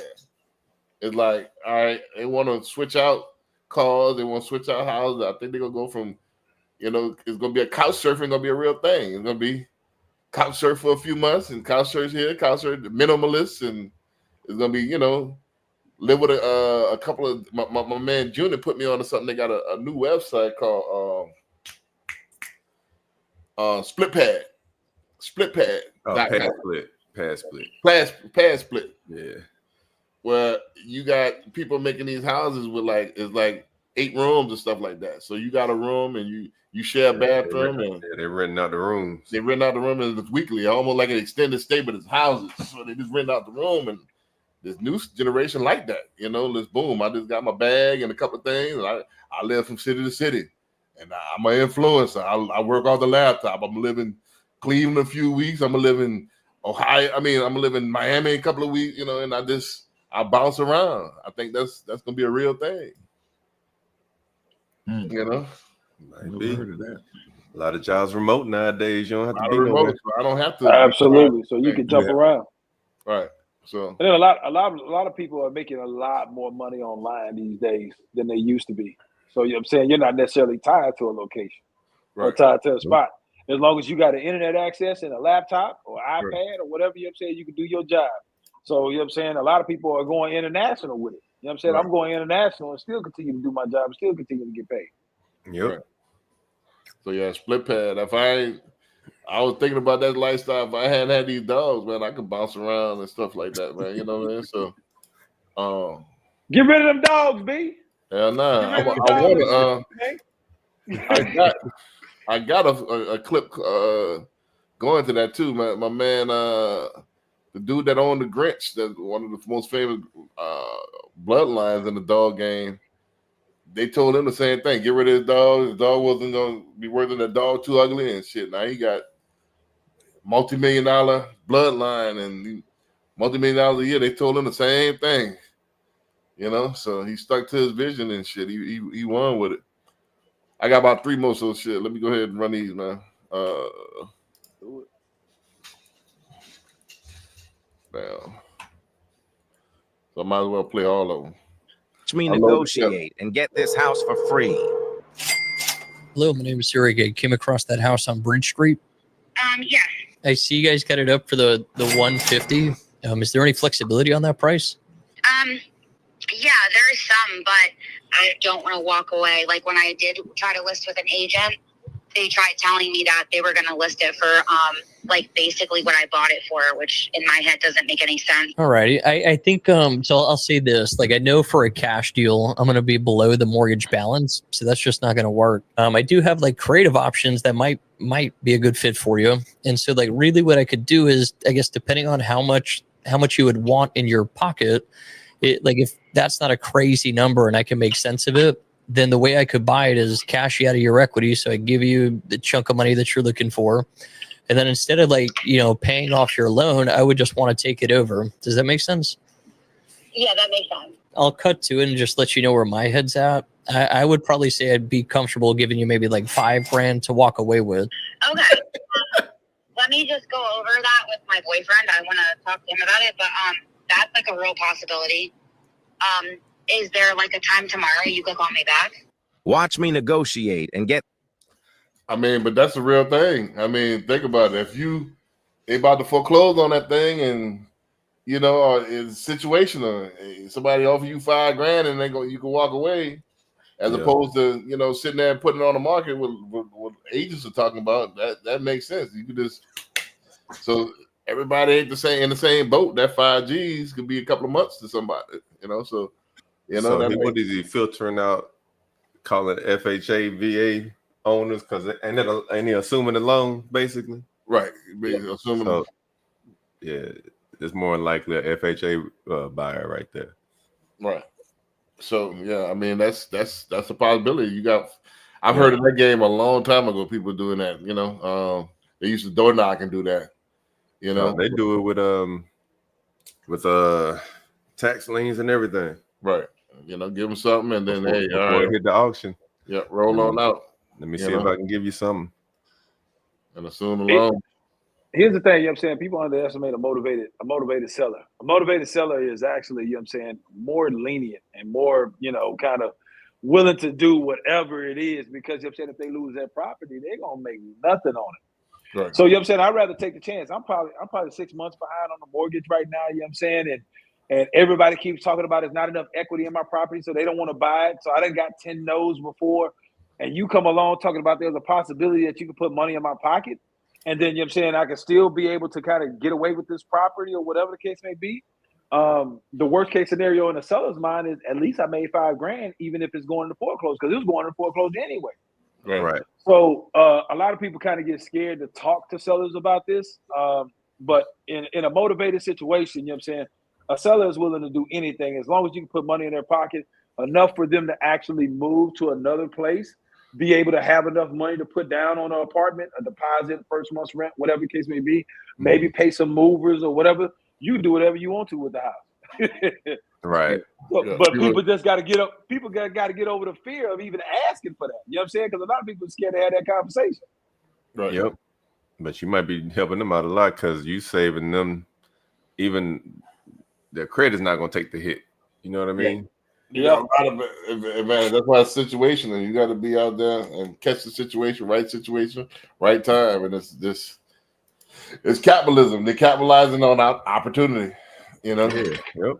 You know, and that's just what it is. So you got to be out there. You know, so making them call dollar for dollars. You know, so anything else you want on this one right here? Let me go to this next one. The last thing I would say is, I'm saying it's a numbers game. You know what I'm saying? Right. So if you're shooting out no offers, you're talking to no sellers, you're gonna get no deals. At the end of the day, you know what I'm saying, you want to be out there, as we say, shooting your shot. You know what I'm saying? And then you keep shooting your shot, eventually one gonna fall. Guaranteed. What Jordan say? You miss 100% of the shots you don't take. You don't take. Absolutely. Absolutely. In the Airbnb space, when it first came out, it was rivaling hotels because they were going out and they were undercutting hotel prices. Then it got to a point where it became trendy. What will end up happening is the hotel industry is one of the strongest lobbying industries in the whole country. And why? Because those motherfuckers are owned by the Vanguards and the Blackstones and the BlackRocks. You're never going to be able to rival these guys. If you're going to do it, there's two markets you could do it in. 3, the experience market, glamping or tree homes, tiny homes. The other thing is you got to go after that college kid that doesn't have enough money, yet he wants to come and experience this. Right. Or you got to go really luxury for that celebrity or the athlete that wants to come to Nashville and he wants that mansion and he wants his space. In the Airbnb space, when it first came out, it was rivaling. All right, y'all agree or disagree with that? I think it was real trendy with this Airbnb. But like you said, you know, you got these hotels, shoot, they ain't, you're not gonna get much on them. It was hot for a while, but I don't really hear too much about Airbnb now. I know a few people that had Airbnb, you know what I'm saying? I think it took a dip, but I think here's the thing, you know what I'm saying, is that Airbnb is cyclical, just kind of like real estate is, period. And I talked to several people, you know what I'm saying, last year that had Airbnbs, and they were looking to get rid of them because they just weren't popping. They just wasn't making as much money as they used to. Now, that's not to say, you know what I'm saying, nobody makes money with Airbnb, because there's some locations and some designs or whatever the case may be that's going to continue to make money just because they're unique or whatever. Mm-hmm. But there's been some Airbnb's owners, you know what I'm saying, that I talked to in certain locations that just weren't making the money that they used to. But I think we're going into a market where Airbnb is going to change now. It's going to switch around. People are going to start making money again. But I just think, you know what I'm saying, people just, you know, people just get impatient. They don't want to ride the down times just to be able to take advantage of the up times. And I think those are where the location is the opportunities big thing on that too. Location. Where's that house Absolutely. located? Absolutely. You can't be in the middle of the hood talking about you're gonna do Airbnb. Correct. Yeah, I think that's one of the challenges because when it's a popping city like Houston, everybody's doing it. So it got super saturated. So you got a whole lot more competition, which means you got to drop the price to compete, and it just starts affecting your bottom line. Correct. So you like he was saying, you got to get really niche. You either got to go super low for like the college kids that can't afford the hotel, or go ultra luxury, make it an experience for somebody that, you know, on that successful side of wealth accumulation, and play it that way. Because before you could just get a house, and if you're close enough to something, then you was able to get somebody. But now everybody's doing it. Everybody that jumped on that wave, and they're all over the place. When supply is up, it's essentially a race to the bottom. Just because, you know what I'm saying, everybody's looking to kind of drum up business, get money flowing in, get revenue flowing in. So everybody's willing to undercut the next person that's undercut and keep undercutting. But then it got to a point where, you know what I'm saying, I talked to a buddy of mine, you know what I'm saying, that had a Galveston property. And he was just like, everybody's undercutting everybody so much, I'd rather just leave it empty because it's essentially still costing me money to rent it out. Because, you know what I'm saying, if in order for me to compete with everybody else, you know what I'm saying, like I'm still losing money. So it's not really benefit.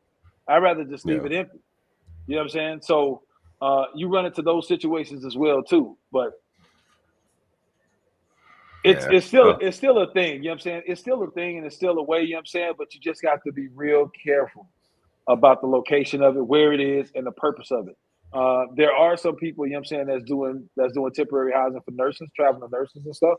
They're doing well. That's what I was gonna say. You know, but you know what I'm saying, when you're just talking about Airbnb, you know what I'm saying, especially if Airbnb is down during peak times, and then you know what I'm saying, you're talking about down times, like nobody really wants to be at the beach during winter when it's cold. Right. So you know what I'm saying, you're losing money just about all year round. It doesn't necessarily make it a beneficial investment. But if you just want something, you know what I'm saying? About the traveling nurse, I know a nurse that went up to Montana and was in a Airbnb for about 3 or 4 months. So, you know, that was good. But now she's gone. So, you know, unless they bring another nurse in, Correct. Right. My thing you're not is making money. Airbnb is just like anything else. It's about the marketing. Same thing we talked about with being a real estate agent. It's people think that since I got the license, that's the battle. That's not the battle. Just because you got a house and you want to Airbnb it, that's not the battle. The battle is how well you market and the motion behind it. And do you have a niche and are you able to reach your target audience? That's all it's about. So people that are good marketers are able to keep those doors filled, you know, because they know how to market it. They know how to stage it. They know how to put it in, spike the algorithm where theirs is first when they go to look at certain areas and stuff like that. So the good marketers are the ones that stay full. The ones that just put it out there and I got it, and just want to, you know, have it grow through osmosis. Those are the ones who lose. Same thing with real estate agents. I got a license, and you think people just gonna come to you, and just because you and you're gonna grow, and it's just supposed to happen because you manifest it. That, you know, that's the people that lose. You got to have a strategic game plan, and you got to be a good marketer if you want to Airbnb. It's a marketing game. It's not just, I got it, they want it, you know, because everybody got it now. Right. That happened when that could have worked when everybody ain't have it, but everybody got it now. So just like anything else, you know, that's saturated, you got to have a strategy in order to stand out. Yeah. You know, so and then you have to take it to piggyback off of that, you know what I'm saying? You just got to take it a step further, is essentially what you got to do, you know what I'm saying? Just like you say. So there are people that do Airbnb, you know what I'm saying? People rent their property out. Once they rent their property out, they actually keep in contact with these people. Hey, look, if you want it again next summer, don't go through Airbnb because Airbnb charges me. They cut a bit of my commission. I'm willing to take a little bit less, you know what I'm saying, and then allow you guys to get in. And then that way you can kind of help bridge the gap and make up for some of that revenue. But if you're solely just banking on Airbnb or VRBO, then you know what I'm saying, it could possibly be a problem because you know what I'm saying, those services could eat up your fees and leave you in a hell of a position to where you know what I'm saying, you're desperate looking to figure out a way to pay the note. Gotcha. Let's rock this next one here. Bam.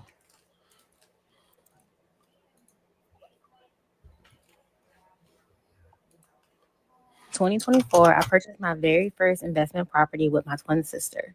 Here's what the home looked like when we first bought it, and this is what it looked like after we finished a complete renovation. I took out what's called a hard money loan in my business name, which not only funded the purchase of the property, that was $180,000, but it also covered the $60,000 we spent on renovations. That's a total of $240,000 of somebody else's money that I used to start investing in real estate. After the rehab was complete, the value of the home appraised for $372,000, meaning we made $132,000 in profit in just a few months.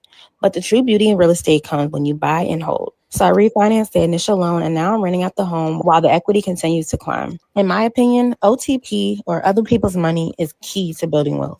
So this is your sign to get that credit in order for the new year. And lucky for you, I'm a budget and wealth coach who creates specific plans catered towards your financial goals so you too can start investing in real estate. Comment the word budget and I'll send you more info.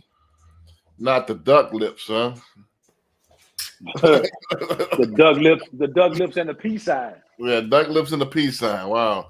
But hey, that go to show you it's not hard to get in this game. You just have to have a strategy. Everybody out there getting in, you don't need a lot of money, man. You know, it's other people's money. You know, she used other people's money, but she didn't go into the details, though. Right. Because when you get hard money and they started working, you got to pay for them draws. Well, no, they got banks that you know you in charge of the draws, and you got unlimited draws on some banks for no fee, for no draw fee. For no draw fee, yeah. They got. I ain't seen that. Yeah, they got hard money people. I got a couple of different banks. You know, you got unlimited draws and stuff like that. So, but you got to manage the property. Yeah, you got to manage the property though. I mean, the project. So a lot of people don't know how to manage the project. You know, they'll have them guys bend their arm and get paid, and they ain't doing nothing. Now you got to manage the project. Hey, I want A and B, then you're gonna get paid for A and B.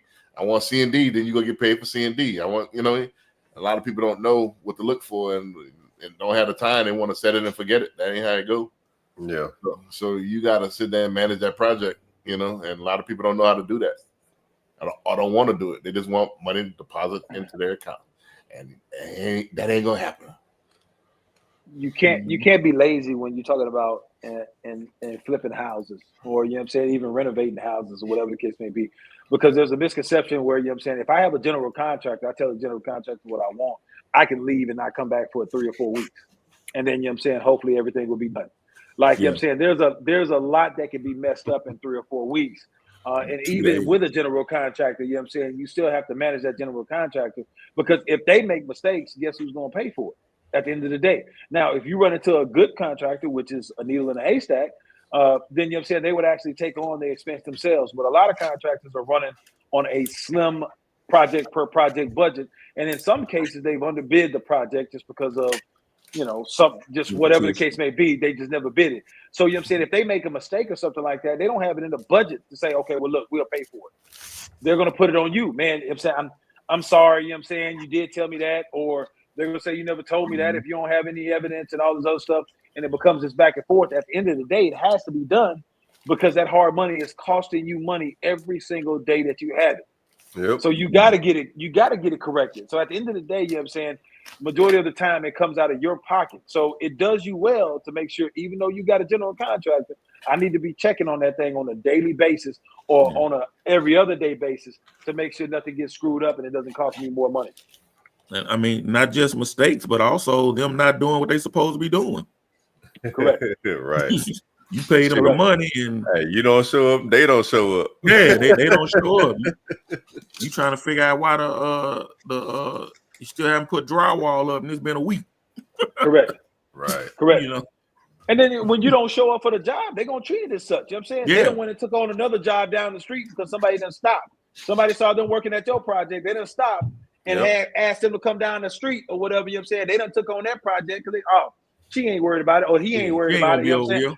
I could go do that project real quick and come on back and make an excuse about why it's taking us so long. You know what I'm saying? And then you show up 3 or 4 weeks down the line and be like, "What? Well, we was here yesterday." You know what I'm saying? But my guys was sick. You know what I'm saying? The truck broke down and all this other stuff. You know what I'm saying? And you not knowing they ain't been there for 2 weeks working on your project. Right. Well, that's the thing is people think they want absentee ownership or they want absentee investment on fix and flip. Doesn't happen. You got to check on that thing every day, every other day. Is this not going to miraculously wave a wand and pop up? Not going to happen. Correct. You know, you got to, just like a loan, most of the loans you got to push through. That's why a lot of loan officers fail. They want to, hey, I got the loan, I put it in, that's it. When's closing? Nah, you got to push that thing through. You know, you got to get them conditions clear. You got to make sure that, hey, nah, this is guideline. Why is this still here? You know, you got to push that loan through in order for to make the loans go through smooth. It's all the behind the scenes stuff that people don't realize that, you know, we go through. You know what I mean? So, and same thing with real estate investors. It's all hey, this ain't right. This culvert ain't right. Why? It's supposed to be 18 inches. Why is it 15? This is supposed to be 7 foot away from this. Why is it, you know? You got to know all that stuff. You don't know what you don't know. Yeah. Correct. And then the general contractor, you don't need a license for that thing. I could be, you know, anybody can be a general contractor. Well, in Texas. In Texas, they don't, you know. In other parts of the state, you know what I'm saying? You got to have a license, but yeah. Damn, people crazy that you want to invest in something 3 hours away because it's a nice deal. Oh, the numbers are right, but hey, who's going to keep an eye on that thing? You going to drive 3 hours every other day? Right. See, we you know, we don't be thinking that. So that's why most people invest locally. Well, I can pop up on there, you know, and see if, you know, most people, a lot of them don't speak English. So it's a language barrier. So how you gonna talk? How you gonna communicate with them? You know what I'm saying? Do it from your phone now, though. Huh? Well, it's still like I'm gonna say I'm gonna kick your ass. Get this done right now. This floor need to be done in 5 minutes. Yeah, you know what I'm saying? You know what I mean? So why the window's still not put in? Yeah, like God damn it. You know, you lose some shit in translation. So let's go ahead and rock this. I like 2 more. Let me see. Boom. Yes, sir. Here we go. I don't know about this one right here. Let me go ahead and rock it. I don't know about this one. I ain't even watched this whole thing, but let's see what he's talking about, man. Let's see what he's talking about.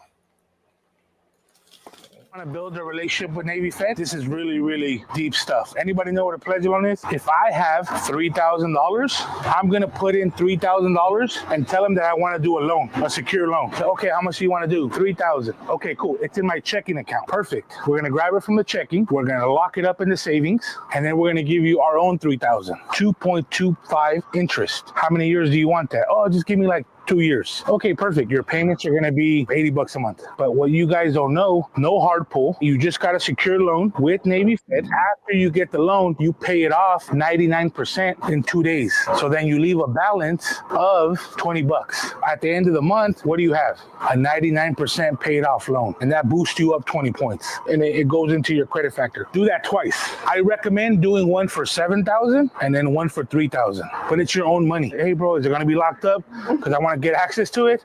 Yes, you'll still have access to your money.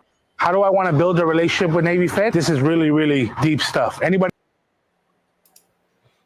Okay, that wasn't that bad. I mean, I told that to somebody the other day, man, about getting a secure loan against your own money. Borrowing against your own money, it helps boost your credit. So I could get with that. I could definitely get with that. You know, I don't see nothing wrong with that. I'll go ahead and open it up to y'all. Yeah, I've heard that stuff. There's a couple other companies that do it too, where you can get a card or something, and you basically they're taking your money and you're making payments on your own money. So yeah, I've seen it before, and they report it so that your credit goes up. I've seen that. Right. Yeah, that's definitely a way, you know what I'm saying, we've been talking about for years, because that's just part of a credit repair plan, right? Because, you know what I'm saying, you got to have a mixture between revolving and installment debt as well, you know what I'm saying, that actually help boost your actual credit. So that's, you know, that's not earth-shattering news, but, you know what I'm saying, it's definitely something that people need to know. in order to help boost their credit. You know, and then you talk to people all the time that, man, I don't want to owe nobody. I don't want to do this. I don't want to do that. But you have to understand that credit is a pay-to-play type system. If you don't do it, you know what I'm saying, then, you know, it's going to be tough to actually increase your credit score. But if you're willing to do that, you know what I'm saying, and then as you're paying it off 99%, you know what I'm saying, the interest on that, even if it is whatever they're charging you, you're not really paying that much in interest, just based upon what the balance is, what the interest is going to be on a $20 balance. It's going to be hardly nothing. But what it's going to do for your actual credit so that you can actually leverage money down the line to get an investment property, to, you know, do whatever it is that you want to do. So you have to understand that, you know what I'm saying, sometimes you got to get out of your own way in order to benefit your financial status later on down the line. Right. Right. And I got about to wrap it up. So I got one for the road, man. One for the road. I'm looking for it right here. I think I went too far, man. One for the road. And I want this. This has something to do with real estate, but I'm gonna see if we can twist it to that. But I just wanted to play this one just to show, like, hey, things change, man. Things change. Let's go rock this one. Oh. That's the last one for the road, and then we're gonna spin it to. I don't want to end on a negative, so let's spin it to a positive. The store closes in December 2024.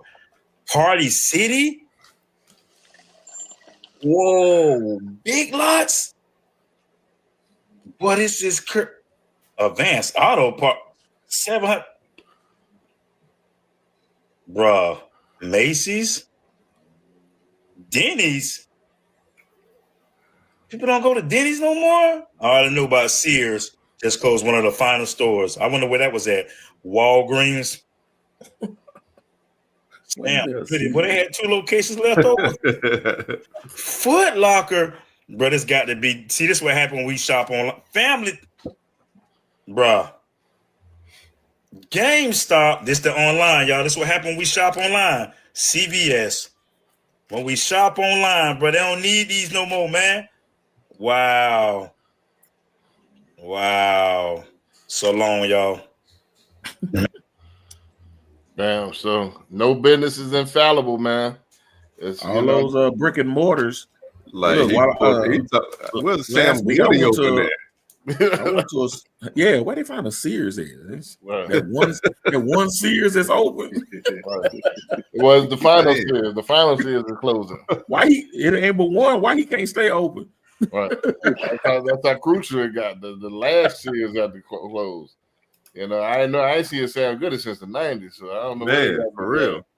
Yeah. So, but I mean, I do most of my shopping online too, but yeah, I understand. Well, I put that in there because I wanted to. You got to think forward.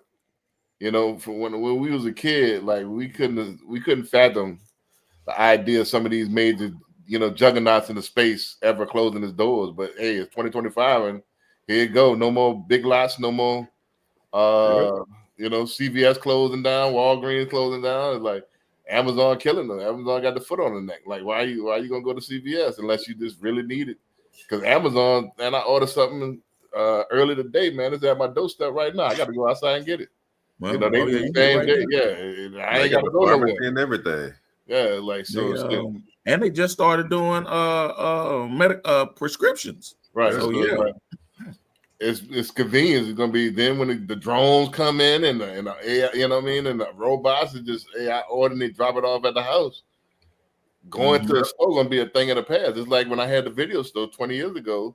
I had a couple of video stores. Going into the look at your content was a thing. You had to go to the store and find the content that you wanna look at. And now it's like that's 20 years later. That seems ludicrous. You know what I'm saying? But you couldn't tell nobody in the 90s that video stores in 10 years would be extinct. You couldn't tell nobody. I went to last week. I went to TJ Maxx. That was like the first store I'd been in a while. Right. And I was like, man, so this is what it's like going in a store. Right. Right. Like, man, they got Zappos. I'm a ordering SOB. I order with the best of them. I can order, you know, I order everything, you know, so I went to Walmart the other day, my first time probably like a year. You know, so I mean, if I felt out of place, I couldn't find what I wanted. It's frustrating because I'm used to typing it in and it's there. I could, you know, I had to walk and stuff. All right, what is it? And search. I don't like that. Especially when you do Amazon, you put something in and it come up with 200 yeah, you know things. But it's what I'm go looking to the for. store, they got like 2. Right. So it's like it's becoming. You gotta choose A or B. People laughed at. It was on 40-year-old Virgin, the Amazon store. I don't know if you remember that. Amazon store. Why would you do that? Like Amazon about to have stores and hubs and all right, all you got to do is the logo. Nobody go in it, but it got everything right there. So I just order and you bring it to the house. You know what I'm saying? That's where I have a different opinion on it. You know what I'm saying? When you talk about all these stores closing, I think it's, to me, you know what I'm saying, it just appears to be, you know what I'm saying, where you have antiquated management in place. So when you talk about a lot of these stores, you know what I'm saying, nobody has actually, it's kind of the Blockbuster effect, right? You know what I'm saying? Where you had old school management in place that refused to understand or accept that times was changing. And they just didn't change with it. And eventually, you know what I'm saying, you get pushed out of the market. A lot of these stores never changed. A lot of these stores were the same and the same structure. Sears was the same structure since I was 10 or 11. You know what I'm saying? Right. They never rebranded. They never changed anything. They don't make it easier to order online. They did absolutely nothing. So you talk about Walmart. Walmart's in competition with Amazon. Walmart has actually changed their structure of the actual store now, where now they're catching up with times. Now it's self-checkout and all this other stuff. But now you're able to go online and order and get it to your front door. Now you're able to order stuff from private sellers. People did in Amazon, you know what I'm saying, does private labeling all the time. You got all these different companies that pop up, and they're cheaper than maybe the bigger company, and that's what people look for. Walmart saw that and was just like, look, we're not going to get priced out. We're not going to go antiquated. We're going to actually change it to now we have an online store where private sellers are able to actually put their stuff on our store and sell it. People are able to get it at a discount and get it delivered to their house. So a lot of these other stores, you know what I'm saying, you know, they're closing their doors, yes, because times is changing, but they refuse to change with the times. So it was bound to happen. Well, I think that, I mean, you know, you got management, then you got to realize the workforce is different than it was when we were coming up. These kids now, like these, you know, don't forget the 18-year-olds that's in the workforce now, they were born in 2007. When, you know, when we was getting, you know, we're seeing in February for the All-Star game, when they was born, that was before their time. You know what I'm saying? So, yep. Hey. You know, so they adults now and they're in the workforce. So they don't have the same discipline and like we did. They don't have the same loyalty. So it's hard to staff stores like they did now. You know, it's just changing. Like, you know, people, a manager at JCPenney, that was a good job back in the day. I'm a manager at JCPenney. You know, that's not a thing now. You know, people want, you can make more money online and, you know, as an influencer and doing stuff like that. You know, it's hard to staff.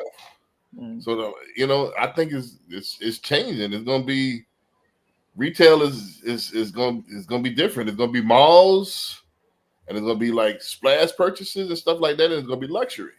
And that's it. Yeah, everything else is going to be Amazon. Huh? Yeah, no, but I like, I mean, what Corey was saying about the store models too. I mean, years ago, I used to work at Macy's and Galleria, and trust me, people were going to the stores. Right, that was back in the day. Yeah. I mean, but look at Macy's is still around, but look, you can go on Macy's and you can shop online. But some of these other stores, I mean, Family Dollar really wasn't $1, so I don't even know. Yeah, Five Below ain't really Five Below either. I don't understand how Family Dollar stayed around as long as it did anyway. Well, I mean, it was a niche. Like, I mean, you got Dollar Tree and all that, but that's a whole nother thing. Yeah, it's kind of going out like that. That stuff is people. I think we got to reevaluate, and while putting that, reevaluate how people shop and people behavior has changed. And I think how it relates to real estate is that I think you got to reevaluate what people are going to be doing in the next 10 years, how people mind frame. buy to rent gonna be a thing. So I would, get some properties to rent. Look at the split pad. Look at people's behavior. People's behaviors are changing. Don't look at, you can't base things are changing a lot quicker. Right. You can't have your mind frames in the 80s and the 90s or even in the early 2000s going forward. So I just want to put this in the think forward. Think future. Don't think what's worked in the past. Think what might work in the future. Because I think we think, hey, it worked in the 2000s. People making a lot of money just off a single family. That's probably gone, man. I mean, people splitting paths. People are minimalists. I mean, it's changing. I mean, yes, will they have traditional families where, they stay 20, 30 years? Possibly, yeah. I mean, but I think people not loyal to people not doing the 30, 40 years with companies no more. People changing jobs a lot quicker. A lot of people working remote. A lot of it's different. Yep. Because here's the thing, when you talk about the workforce, there's a lot more people talking now about how you have to change jobs on a consistent basis or change employers on a consistent basis in order to get that raise that you've been looking for. It's no longer, you're sticking with companies and your loyalty only gets you, a 2% raise, if that, on an annual basis. Now they're talking about, look, in order for you to get that 10, 15, 20% raise, you got to go out and look for another employer. So that's been kind of the thing, that people has actually been promoting these days. So those days of, staying 30, 40 years at one company, those days are long gone. You would be happy to keep somebody for 5 years. Right. Yeah. And this climate, I was talking to an 18-year-old today or the other day, he had like 3 or 4 jobs. That's more than that in my lifetime. So I'm like, damn, they switch jobs like underwear nowadays, so that's gone, because again, I talked to a couple of Generation Z, like they think that their parents got duped, they was loyal to a company for 30 years and they got a watch or they got a hoodie. Right. Like, it can't be me. It ain't never gonna be me. So, and missed out on the ball games, they all that. And they lightweight resent their parents for, putting all the effort in the company and the company kicked them in the ass. So so they're not loyal to companies like that. Mm-hmm. So I'm a company man. I'm JC Penney, top of the line. That's gone. Now it's like everybody want to rock their own. They're rocking their own merch. It's compartmentalized. Everybody wanted their own business. It's about, I'm the CEO of this. This is me. This is my label. This is, everybody got something. They're promoting. Absolutely. But with that being said, man, to sum it up, turn it to a positive, man. Hey, look at the future. Don't look in the past. A lot of the brick and mortar stuff is gone. I wonder what they're gonna do with all the commercial space, though. I wonder if they're gonna turn some of that into like affordable housing or small, do something with it. Somebody come and buy it up and put some townhomes there. Right. Townhomes or something like that. I think. I don't think it's the end of shopping because people gonna need something to do on Saturdays and Sundays with the family. But I think it's gonna be more experience than shopping. Yeah, I think the experience based on get the people to come there. Right. The new shopping is an experience because they got it bundled in with not just shopping. It's like green space shopping, like livable spaces, office space. It's all mixed in together. Right. Or like Mattress Mac was on the bubble with it. Like, hey, you got the world's largest table. He got the world's biggest mattress there. You jump on the kid. You got the monkeys. You got the tigers. You got all that stuff. So it's an experience as well as shopping. So something to do with the kids. So it's something they can touch, they can feel, take a picture with the monkeys. You know what I'm saying? Stuff like that. Yeah, it's like a little shopping center that's around me where it's a Target, TJ Maxx, but they got Buffalo Wild Wings. But they built like a little man-made lake there, and they got a little outside thing where they got tables and chairs where you can go and sit, eat. You go shop, then you go eat, and you can sit there and relax and all that. So yeah, you got to make it a whole experience. Right. Yep. I think companies now talking about customer experience as opposed to like sales. It's more of the customer experience, you know, and you get the customer experience. They leave you a review. More people come, and you got more of a chance to sell them. Yep. You know, so it's now you got to motivate them to get out the house. Yeah. You know what I'm saying? Yeah. But the longer you And keep I'm them over one there of 'em. around your business, the more likely You they get buy the house, from you. you got to show Right. me something.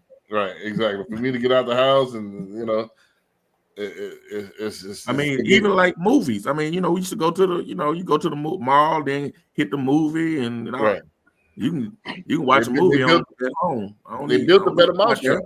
They built a better Uh-huh. mousetrap. They used to be convenience stores. They're not convenient no more. It's inconvenient. They Yeah, inconvenient. it's inconvenient. Yeah, you know what I'm saying? It's changed. Like it's more convenient now to order it online. It's not a convenience store no more. It's just a high price store. Well, I can get that shit for a fraction of the cost on Amazon. So I'll wait till tomorrow. Amazon really blew it out the water when they start doing the same day. Yeah, like when it was, you know, when it was, you know, a few days, okay. Yep. Then they went to the next day, it was like, and then when they went to, hey, you can get this at 2:00. It's Right. like, what? Hey, you can get it 2:00, and they'll put It's it in your 12? garage for you. Right. Put it in the garage for me. Boom. Like, man, why? They'll what put I it in the go house to- for you. Convenience stores, it evolved in the 100 years. You seen it went from mom and pops to the general store that had a little bit of everything to Walmart consolidated that had a lot of everything, the superstores, and you know, and then now it's online, man. It just is what it is. All that's going out of business, you know. This is what it is. So you gotta plan accordingly if you want to get into real estate. That's the same thing. You got to plan accordingly 10 years from now. What 2035 gonna look like? Look what happened. Like my man TJ said, he was a freshman. He graduated probably 2015. If he was a freshman in 2011, so that's 10 years ago. So dang, boom, that's 2015. Just look at how 2015 to 2025 changed. So think about 25 to 35. You know, we AI wasn't even a thing. You know what I'm saying? 10 years ago. Imagine what it's gonna be 10 years from now. AI gonna be in everything. We ain't gonna think for ourselves no more. Shit, Like, 5 years.